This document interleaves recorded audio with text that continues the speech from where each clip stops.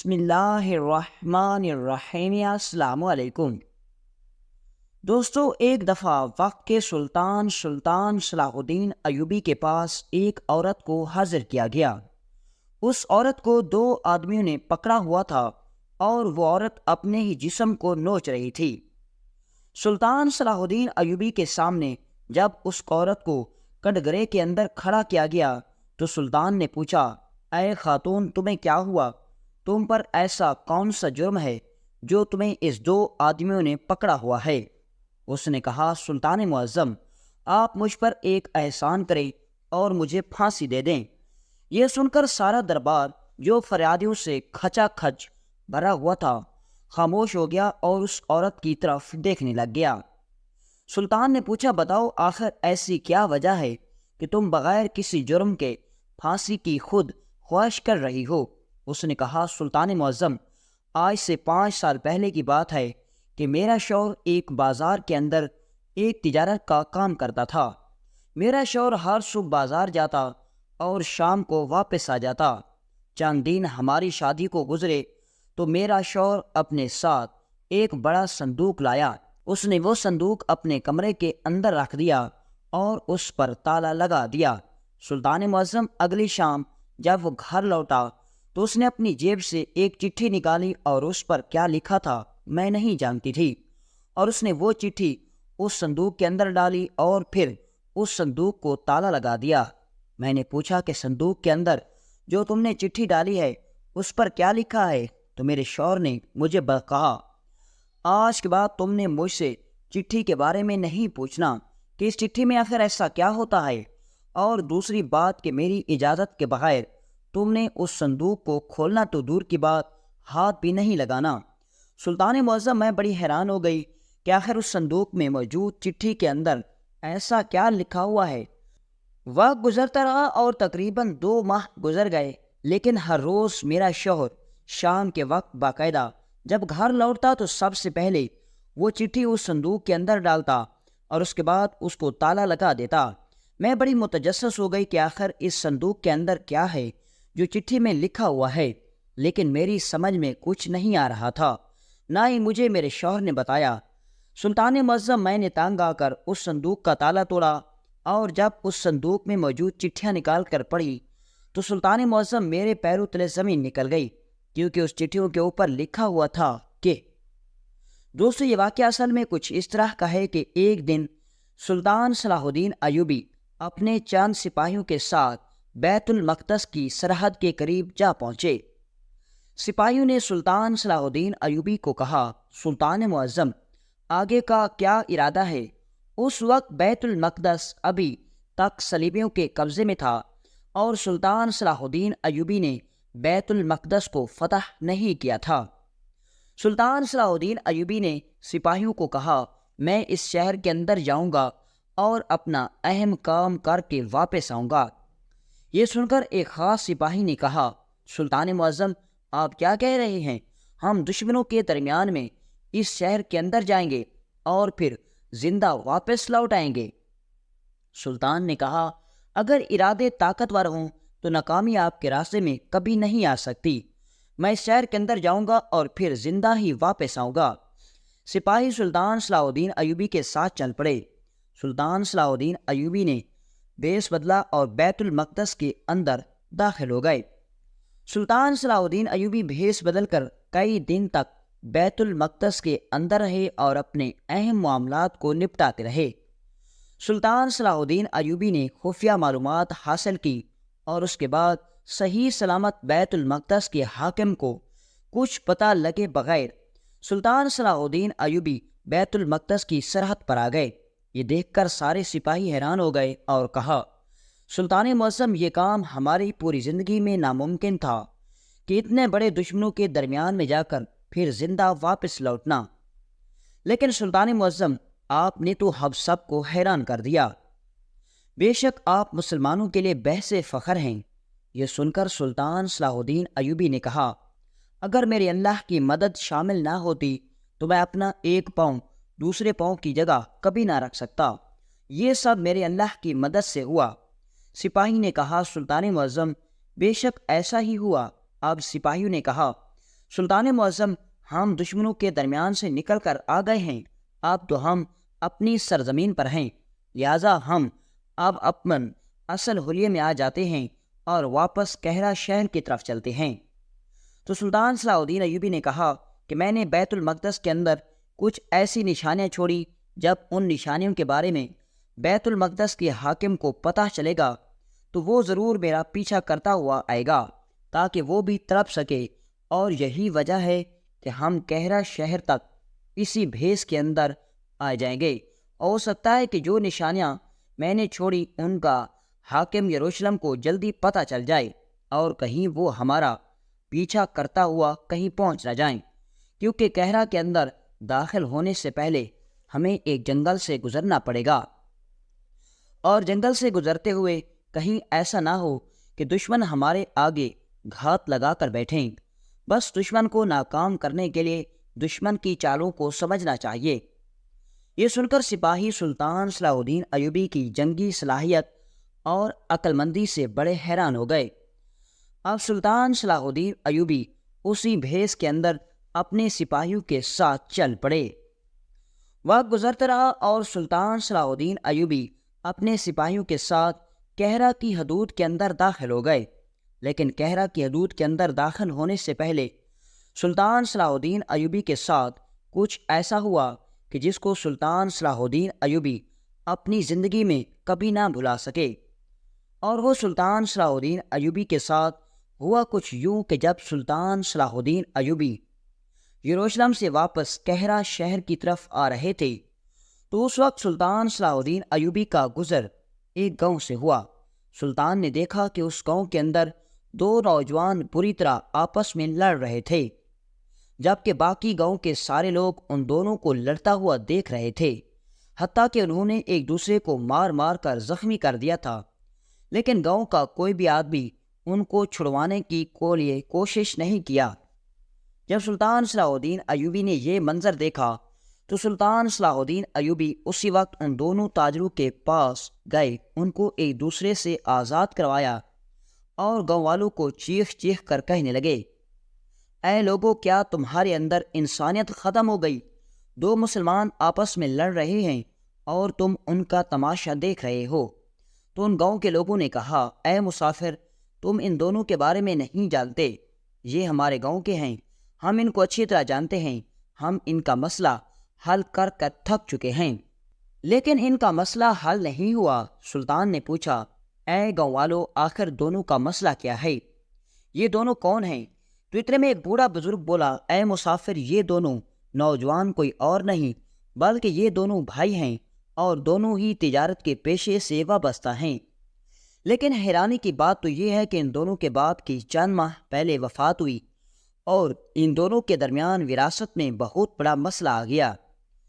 یہ دونوں ایک دوسرے کے بٹوارے سے مطمئن نہیں۔ ہم ان کا مسئلہ لے کر وقت کے قاضی کے پاس گئے، حتیٰ کہ ہمارے گاؤں کے سردار نے بھی ان دونوں کے درمیان صلح کرانے کی کوشش کی، لیکن یہ دونوں کسی کا بھی فیصلہ نہیں مانتے۔ اب گاؤں کے لوگ تھک کر ان دونوں کو لڑتا ہوا دیکھ کر کوئی بھی ان کے قریب نہیں جاتا، اور یہ ایک دن کے بعد نہیں، ہر روز کی بات ہے۔ یہ سن کر سلطان نے کہا، آخر اتنا بڑا مسئلہ تو نہیں جو حل نہیں ہو رہا؟ تو اتنے میں ایک گاؤں کا آدمی بولا، اگر تمہیں لگتا ہے کہ یہ اتنا بڑا مسئلہ نہیں تو تم ہی اس کو حل کر دو۔ سلطان نے کہا، تو مجھے بس تھوڑا سا وقت دو، میں ان دونوں کے درمیان بھی ایسا فیصلہ کروں گا کہ سب لوگ حیران ہو جائیں گے۔ سارے گاؤں والے حیران ہو گئے کہ آخر یہ مسافر کون ہے اور یہ کیا جانتا ہے۔ بس سلطان صلاح الدین ایوبی ان دونوں کو اپنے گھر لے گئے اور سلطان صلاح الدین ایوبی نے ان دونوں کی باتیں سنی اور ان کے درمیان جب فیصلہ کیا تو سب لوگ حیران ہو گئے۔ جو مسئلہ کئی ماہ سے چل رہا تھا اور اس مسئلے کو کوئی بھی حل نہ کر پایا، وہ مسئلہ صرف وقت کے سلطان نے کر دیا۔ لیکن گاؤں والے نہیں جانتے تھے کہ ان دو تاجروں کے درمیان جس مسافر نے صلح کروائی وہ کوئی اور نہیں تھا بلکہ وقت کا سلطان تھا، اور اس کی اصل وجہ یہ تھی کہ اس وقت کے سلطان نے بھیس بدلا ہوا تھا۔ سلطان صلاح الدین ایوبی نے ان گاؤں کے لوگوں کو اپنی اصل شخصیت کے بارے میں بتائے بغیر وہاں سے روانہ ہونے لگے۔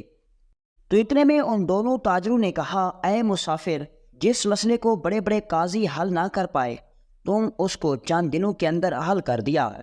اگر تم ہم پر اور احسان کر دو، چند دن ہمارے پاس رہو اور ہمیں مہمان نوازی کا موقع دو۔ سلطان نے کہا میرا سفر لمبا ہے، میں یہاں رک نہیں سکتا۔ لہٰذا سلطان صلاح الدین ایوبی نے اسی وقت وہاں سے جانے کے لیے سفر شروع کرنے ہی لگے تھے۔ کتنے میں سلطان صلاح الدین ایوبی نے دیکھا کہ چند لوگ ایک عورت کو پکڑے ہوئے سلطان کی طرف آ رہے تھے۔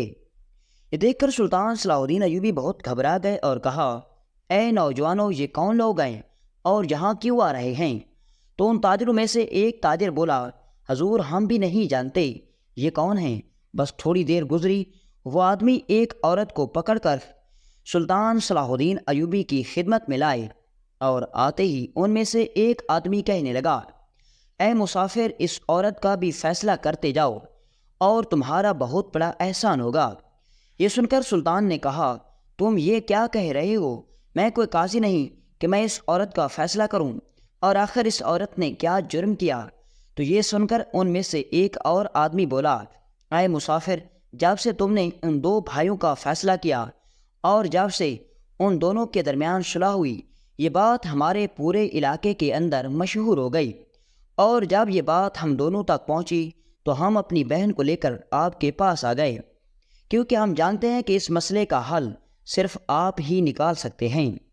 سلطان صلاح الدین ایوبی کشمکش میں پڑ گئے، کیونکہ سلطان صلاح الدین ایوبی اس عورت کو اس حلیے کے اندر کبھی چھوڑ کر نہیں جا سکتے تھے، کیونکہ سلطان صلاح الدین ایوبی نے دیکھا کہ اس عورت کے بھائیوں نے اس کے ہاتھوں کو پکڑا ہوا تھا، کیونکہ وہ اپنے ہی ہاتھوں سے اپنے جسم، اپنے منہ کو نوچنا چاہتی تھی۔ اس نے اپنے بال بکھارے ہوئے تھے، اس کا لباس کافی خستہ حال تھا، اس کے بھائی نے زبردستی اس کے سر پر دوپٹہ اوڑھا ہوا تھا۔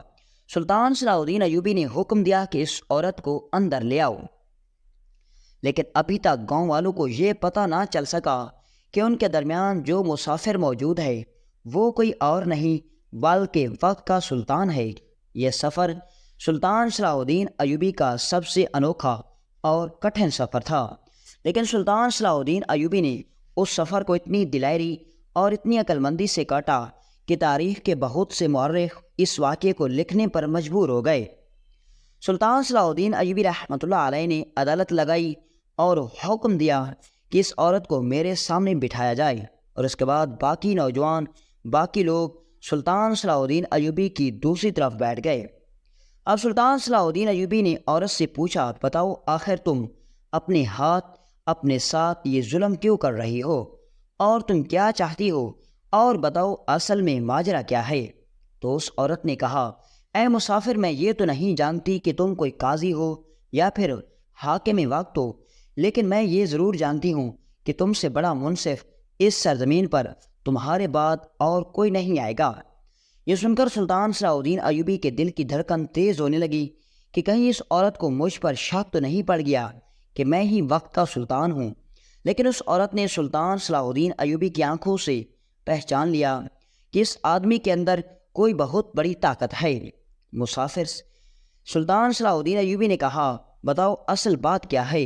اس نے کہا اے مسافر، بس مجھ پر احسان کرو، میں تمہیں اپنا قاضی مانتی ہوں، اور بروز محشر بھی میں اپنے اللہ کے سامنے یہ گواہی دوں گی کہ تم ہی میرے قاضی تھے، اور بس میں تم سے ایک ہی بات چاہتی ہوں، اور وہ یہ ہے کہ تم مجھے پھانسی کی سزا سنا دو اور اپنے ہی ہاتھوں سے پھانسی پر جلا دو، ورنہ میں تڑپ تڑپ کر مروں گی اور میری موت اتنی آسان نہ ہوگی۔ یہ سن کر سلطان صلاح الدین ایوبی بہت پریشان ہو گئے اور کہا آخر بتاؤ اصل ماجرا کیا ہے؟ اس نے کہا اے مسافر، آج سے 5 سال پہلے کی بات ہے کہ میرے بھائیوں نے میری شادی ایک تاجر سے کروا دی۔ وہ بڑا ہی محنتی انسان تھا، اس کے پاس کوئی بہت بڑا کاروبار نہیں تھا، بس وہ اتنا کما لیتا تھا کہ جس سے اس کا کاروبار بھی چلتا رہا اور اپنے گھر کا خرچ بھی وہ آسانی سے اٹھا سکتا تھا۔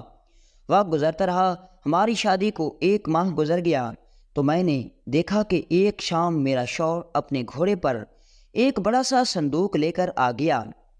میں نے صندوق اٹھوا کر اپنے کمرے کے اندر رکھوا دیا، اور پھر میں نے اپنے شوہر سے پوچھا یہ صندوق کس کام کا ہے؟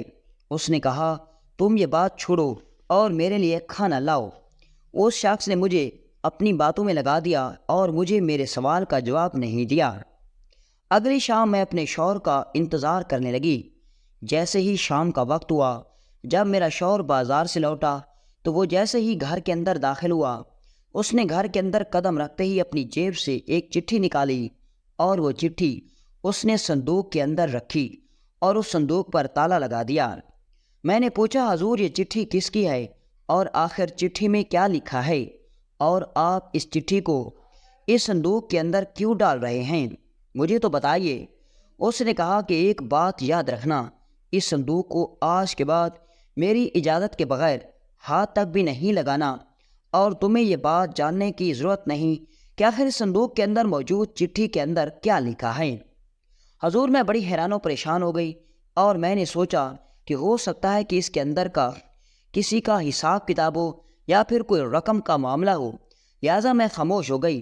لیکن جب دوسری شام ہوئی تو پھر میرا شوہر جب گھر لوٹا تو اس نے ایک اور چٹھی نکالی اس صندوق کے اندر کی اور پھر اس کو تالا لگا دیا اور اس صندوق پر لگے ہوئے تالے کو چابیاں اپنی جیب میں رکھ لیں۔ قاضی صاحب، میں نے اس صندوق کو سارا دن دیکھتی رہتی کہ آخر صندوق کے اندر ایسا کیا ہے، کیونکہ قاضی صاحب کوئی بھی بیوی اپنے شوہر کی ہر حرکت پر نظر رکھنا پسند کرتی ہے۔ بس میں اس کی ہر حرکت پر نظر رکھنا چاہتی تھی، لیکن مجھے نہیں پتہ چل رہا تھا کہ آخر اس صندوق کے اندر ان چٹھیوں میں کیا لکھا ہوا ہے۔ قاضی صاحب، تیسرا دن ہوا، میرے شوہر نے ایسا ہی کیا۔ چوتھا دن ہوا، اس نے ایسا ہی کیا، اور مسلسل 1 ماہ سے زیادہ عرصہ گزر گیا۔ میرا شوہر ہر شام کو لوٹتا، چھٹے صندوق کے اندر ڈالتا، اس کے بعد تالا لگا دیتا اور مجھے نہ بتاتا کہ آخر ان چٹھیوں کے اندر کیا لکھا ہوا ہے۔ میں بڑی حیران ہوتی، میں بڑی پریشان ہوتی کہ آخر اس صندوق کے اندر ایسا کون سا راز چھپا ہوا ہے جو میرا شوہر اپنی بیوی کے ساتھ بھی نہیں بتا سکتا۔ میں بڑی حیران ہوتی اور مجھے اپنے شوہر پر غصہ آتا کہ وہ اپنی بیوی سے یہ کیوں چھپا رہا ہے۔ لیکن دوسری طرف اس نے، قاضی صاحب، کبھی مجھے کوئی دکھ دیا، نہ کبھی مجھ پر کوئی ظلم کیا۔ کیا مجھے اپنے شوہر ہونے کے سارے حقوق دیے، دوسری طرف مجھے اس سے کوئی گلہ نہ تھا۔ بس یہی بات مجھے بہت پریشان کرتی اور میں بس اسی تجسس میں رہتی کہ کاش مجھے یہ پتہ چل جائے کہ آخر صندوق کے اندر موجود چٹھیوں کے اندر کیا لکھا ہوا ہے، اور آخر ہر روز چٹھی اس صندوق کے اندر ڈالنے کا مقصد کیا ہے۔ لیکن اس راز کے بارے میں بالکل معلوم نہ کر سکی، اور سلطان معظم، میری سب سے بڑی مجبوری یہ تھی کہ میں اپنے شوہر سے وعدہ کر چکی تھی کہ میں اس صندوق کو کبھی نہیں کھولوں گی۔ لیکن ایک صبح شیطان نے میرے دماغ میں وسوسہ ڈالا اور مجھے اس بات پر مجبور کر دیا، اور میں شیطان کے وسوسے میں آ گئی اور میں نے اس صندوق کے تالے کو توڑنے کا فیصلہ کر لیا۔ لیکن جب میں اس تالے کو توڑنے لگی تو پھر سے مجھے اپنے شوہر کا وعدہ یاد آنے لگا۔ میں نے وہ تالا وہیں چھوڑا اور اپنے کام میں لگ گئی۔ لیکن اگلی صبح پھر ایسا ہوا اور پھر شیطان نے میرے دماغ کے اندر وسوسہ ڈالا اور پھر میں نے اس صندوق کو توڑنے کی کوشش کی، لیکن اس بار میں خود کو روک نہ سکی اور میں نے صندوق کا تالا توڑ دیا۔ سلطان معظم، جب میں نے اس صندوق کا تالا توڑا تو اس کے اندر بہت ساری چٹھیاں پڑی ہوئی تھی اور میں ان چٹھیوں کو پڑھنا شروع ہو گئی۔ میں ایک ایک کر کے چٹھی پڑھتی گئی، میرے رونگٹے کھڑے ہوتے گئے، میرے پاؤں تلے کانپنے لگے، میں حیران و پریشان ہوتی گئی۔ سلطان معظم، ان چٹھیوں میں سے ایک ایسی چیز لکھی تھی جس کو پڑھ کر میرے پیروں تلے زمین نکل گئی۔ مجھے کچھ سمجھ میں نہیں آ رہا تھا کہ آخر مجھے کیا ہو رہا ہے۔ میں خود پر قابو نہیں پا رہی تھی، میرا سر چکرا رہا تھا، مجھے زمین آسمان پر نظر آ رہی تھی، آسمان زمین پر نظر آ رہا تھا۔ مجھے ایسا لگ رہا تھا کہ ابھی میرا دماغ پھٹ جائے گا۔ اپنے شوہر کا انتظار کرنے لگی، بس میں اس انتظار میں تھی کہ کب میرا شوہر واپس آئے گا اور میں اس کو جواب دے سکوں گی، میں آخر اس سے پوچھ سکوں گی کہ آخر تم نے میرے ساتھ ایسا کیوں کیا۔ سب لوگ حیرانی سے اس عورت کی باتیں سن رہے تھے، حتیٰ کہ وہ مسافر جس کے بھیس میں وقت کا سلطان موجود تھا وہ بھی اس عورت کی باتوں کو سن کر بہت متجسس تھا۔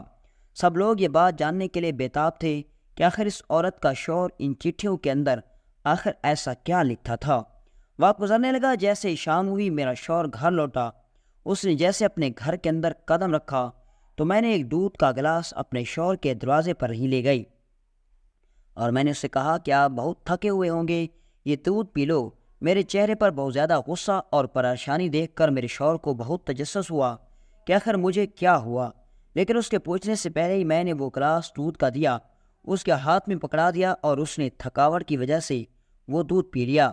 سلطان معظم اس دودھ کے اندر زہر تھی، اور دودھ پی کر جیسے ہی میرا شوہر اپنے کمرے کے اندر آیا تو اس نے مجھے بلایا اور کہا، اندر آؤ، تم مجھ سے اتنے دنوں سے پوچھ رہی تھی کہ آخر صندوق کے اندر جو میں چٹھیاں رکھتا تھا اس کے اندر کیا تھا، اور آج میں آپ کو ان چٹھیوں کے بارے میں سب کچھ بتاتا ہوں۔ یہ سن کر سلطان معظم میرے پیروں تلے زمین نکل گئی۔ میں سوچنے لگ گئی کہ یہ میں نے کیا کر دیا۔ میں انتظار نہیں کر سکتی تھی کہ آج میرا شوہر مجھے سب کچھ اپنے ہاتھوں سے بتانے والا تھا، لیکن پھر میں نے سوچا کہ جو ان چٹھیوں کے اندر لکھا ہوا تھا وہ میرا شوہر مجھے بتاتا یا میں خود دیکھتی، اس سے کوئی فرق نہیں پڑنے والا تھا۔ بس چاند ہی لمحے گزرے، اس زہر نے اپنا اثر دکھانا شروع کر دیا۔ میرا شوہر وہاں تڑپنے لگا۔ میرا شوہر کے چیخنے چلانے کی وجہ سے آس پڑوس کے لوگ آئے، انہوں نے میرے شوہر کو اٹھایا اور حکیم کے پاس لے گئے۔ یہ سن کر اس مسافر نے کہا، سلطان نے کہا، اے ارے بی بی، تم نے آخر اس چور کو زہر کیوں دیا؟ آخر ان چٹھیوں کے اندر ایسا کیا لکھا تھا جس نے تمہیں زہر دینے پر مجبور کر دیا؟ اس نے کہا، سلطان معظم، جب میں نے اس صندوق کو کھولا اور ان چٹھیوں کو دیکھا تو اس کے اندر میرے شوہر نے کسی عورت کے لیے لکھا ہوا تھا کہ میں نے تمہارا آج پہلا خواب پورا کر دیا۔ پھر دوسری چٹھی پر لکھا ہوا تھا، میں نے تمہارا دوسرا خواب پورا کر دیا۔ پھر تیسری چٹھی پر لکھا ہوا تھا، میں نے تمہارا تیسرا خواب پورا کر دیا۔ اسی طرح کرتے کرتے ان چٹھیوں پر تقریباً 60 چٹھیاں موجود تھیں، اور ہر چٹھی پر یہی لکھا تھا، میں نے تمہارا خواب پورا کر دیا۔ سلطان معظم، جب میں نے وہ چٹھیاں پڑھی تو مجھے یقین ہو گیا کہ میرا شوہر کا کسی اور عورت کے ساتھ چکر ہے، یا پھر میرے شوہر نے کسی اور عورت سے نکاح کر لیا ہے، کیونکہ میری ایک پڑوس میں عورت رہتی تھی، وہ میرے شوہر کی حرکتوں کو دیکھ کر مجھے بتاتی تھی کہ ضرور تمہارے شوہر کا کسی کے ساتھ چکر چل رہا ہے، یا تمہارے شوہر نے دوسرا نکاح کر رکھا ہے۔ اور جب میں نے ان چٹھیوں کو پڑھا تو مجھے یقین ہو گیا کہ ضرور میرا شوہر اس عورت کے لیے چٹھیاں لکھتا ہے جو اس کی دوسری محبت ہے، اور یہی وجہ ہے کہ وہ مجھ سے ان چٹھیوں کو چھپاتا تھا۔ بس میں نے نہ سوچا نہ سمجھا، شام ہوتے ہی اپنے شوہر کو زہر دے دی۔ لیکن جب میں نے اپنے شوہر کو زہر دی تو اس وقت میرے شوہر کے ہاتھ میں ایک آخری اور سب سے بڑی چٹھی تھی۔ جب میں نے اس چٹھی کو پڑھا تو میری تو دنیا ہی اجڑ گئی، میری دنیا الٹ گئی۔ سلطان معظم، اس چٹھی کو پڑھ کر میرے رونگٹے کھڑے ہو گئے۔ سلطان صلاح الدین ایوبی نے کہا، آخر اس آخری چٹھی میں کیا لکھا تھا؟ اس نے کہا، سلطان معظم، اس آخری چٹھی میں میرے شوہر نے میرا نام لکھا ہوا تھا، اور اس نے سب کچھ تفصیل سے لکھا ہوا تھا۔ کیا ہے میری پیاری بیوی، جب تم نے شادی کے بعد مجھے بتایا کہ میں اپنے گاؤں کے اندر ایک خوبصورت مدرسہ بنوانا چاہتی ہوں، جس کے اندر گاؤں کے چھوٹے چھوٹے بچے امام مسجد کے ہاتھوں تعلیم حاصل کر سکیں گے، اور وہ اسلام کی تعلیم کا مکمل علم حاصل کریں گے، لیکن اس وقت میرے پاس اتنی اوسط نہیں تھی۔ بس اس دن میں نے ارادہ کر لیا، میں اپنی بیوی کی خواہش کو پورا کرنے کے لیے مدرسے میں جتنا بھی خرچ آتا تھا میں نے اس کا اندازہ لگایا، اور اپنی اوسط کے مطابق دن کا جتنا بھی اس مدرسے کے بارے میں چندہ اکٹھا کر لیتا، اپنی کمائی اکٹھی کر لیتا تھا، میں وہ ایک صندوق کے اندر ڈال دیتا، اور چٹھی پر لکھ کر میں وہ چٹھی اس صندوق میں ڈالتا رہا۔ بس آج آخری دن تھا، میرا مدرسے کا سارا سامان مکمل ہو گیا، اور چند ہی دنوں کے بعد ہمارے گاؤں کے اندر ایک خوبصورت سا مدرسہ بن جائے گا، اور تمہارا خواب پورا ہوگا۔ بے شک ہم دونوں اس دنیا سے چلے جائیں گے، لیکن اس مدرسے کی وجہ سے ہمارا نام زندہ رہے گا۔ سلطان معظم، جب میں نے اس چٹھی کے اوپر پڑھا تو مجھے اپنی ہی کی ہوئی بات کے بارے میں پتہ چلا، کیونکہ اس بات کا ذکر میں اپنے شوہر سے کر چکی تھی، اور میں بڑی شدت سے چاہتی تھی کہ میں اپنی آنکھوں کے سامنے اپنے شوہر کی کمائی سے، گاؤں کے سامنے اپنے شوہر کی کمائی سے مدرسہ بنوا سکوں۔ سلطان معظم، میں نے جب اس چٹھی کو پڑھا اور اپنے شوہر کو تڑپتا ہوا دیکھا تو میں برباد ہو گئی۔ اس وقت بس میں پاگل ہو گئی، کیونکہ جو شوہر میری خواہش کو پورا کرنے کے لیے دن رات محنت کرتا رہا، سارا دن وہ بازار کے اندر محنت کرتا تاکہ وہ میرا بھی خرچ اٹھا سکے، اور مدرسے میں خرچ ہونے کے لیے جو ضروری چیزیں تھیں وہ خرید سکے، تاکہ میری خواہش پوری ہو سکے، اور میں اس کو سمجھتی رہی کہ شاید اس کا کسی اور عورت کے ساتھ چکر ہے۔